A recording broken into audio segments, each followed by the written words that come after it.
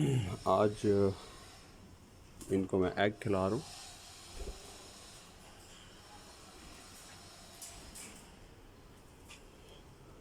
मेरी टेक्निक ये है कि मैं डेली कुछ डिफरेंट डालता हूँ और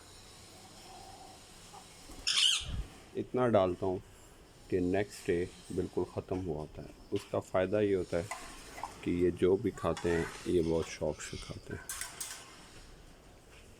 अभी आप देखिएगा,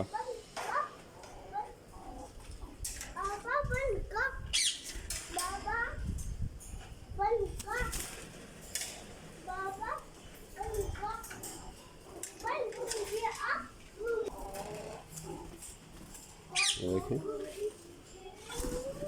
बर्ड्स की हेल्थ में आपको कोई कमी नहीं मिलेगी।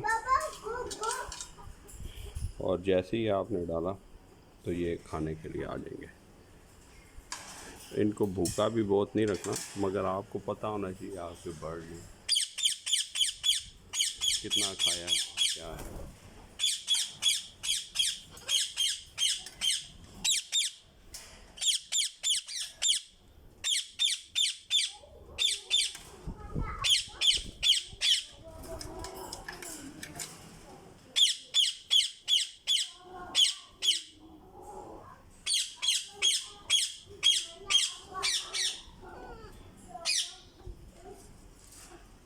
ये देखिए सारे खाने शुरू हो गए।